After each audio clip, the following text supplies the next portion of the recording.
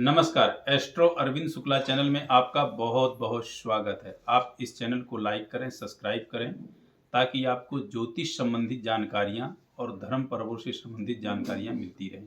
आज बात करते हैं नवरात्रों के 8वें दिन पूजा किसकी होती है। जो नवरात्रों में 8वें दिन पूजा होती है वो किसकी होती है।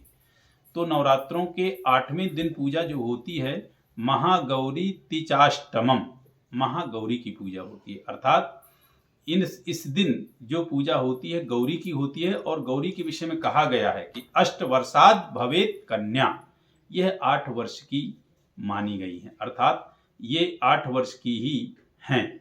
तो 8 वर्षाद भवेत गौरी, 8 वर्षाद 8 वर्ष की माँ गौरी मानी गई है। इनके समस्त वस्त्र आभूषण जो हैं, इनका जो वर्ण है वो जिसको कहें कि शंख चंद्र, जैसे शंख सफेद होता है, चंद्र सफेद होता है, कुंद के फूल सफेद होते हैं, तो पूरी तरह से शुभ्र है। और इनका जो वाहन है वो वृषभ है। एक हाथ में त्रिशूल लिए हैं, एक हाथ में डमरू लिए हैं, एक हाथ में माला लिए हैं।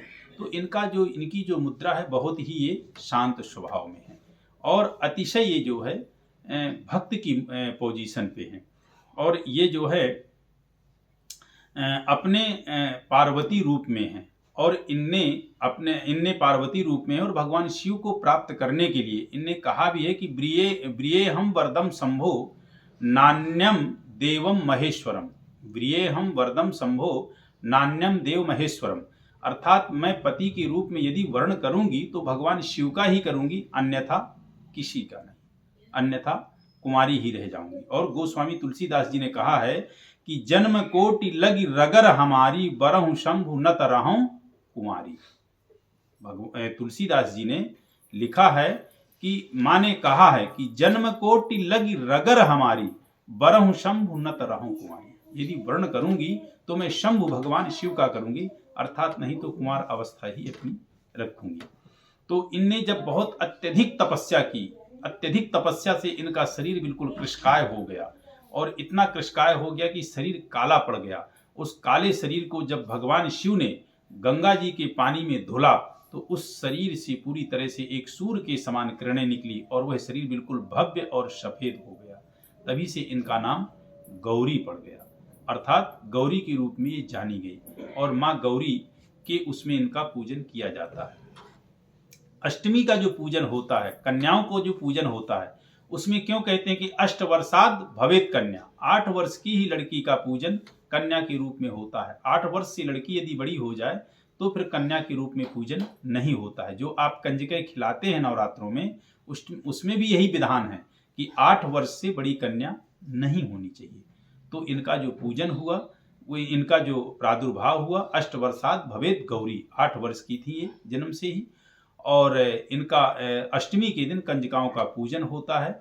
जिस प्रकार से माँ गौरी ने भगवान शिव को प्राप्ति के लिए कठोर तपस्या की, उसी प्रकार कोई भी कुमारी कन्या शादी से पूर्व माँ गौरी का ही पूजन करती है। आप लोग नोट करेंगे कि जब कोई भी कन्या मंडप के नीचे पहुंचती है तो उससे पहले अपने सुहाग और श्रृंगार को माँ गौरी के यहाँ आशीष लेने जाती है।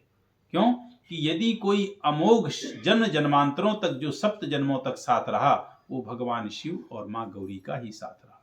तो जो भी महिलाएं हैं, जो भी दाम्पत्य जीवन में रहने वाले व्यक्ति हैं, वो कुंवारी कन्याएं माँ गौरी का ही पूजन करती हैं। शादी से पूर्व यानी मंडप में जब कन्या पहुंचती है तो उससे पहले माँ गौरी के मंदिर जाती है, माँ गौरी से आशीष लेती है।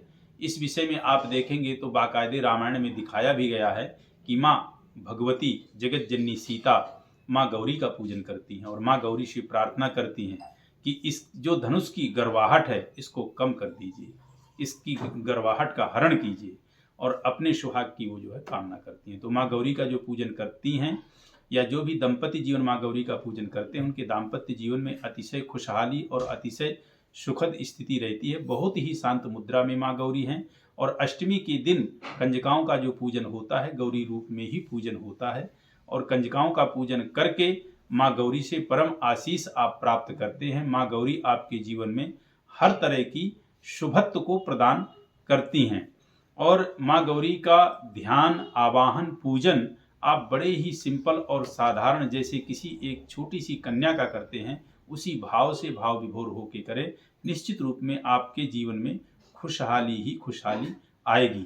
खास करके जिन दंपति के बीच यदि किसी प्रकार का तनाव, किसी प्रकार का भी मन मुटावा चल रहा है, वो जरूर माँ गौरी की उपासना करें। उनके दाम्पत्य जीवन में खुशहाली आएगी, वो जीवन में सुखद रहेंगे और हर एक तरह से अपने जीवन में वो अतिशय मधुराति मधुरमयी दाम्पत्य जीवन को व्यतीत करेंगे।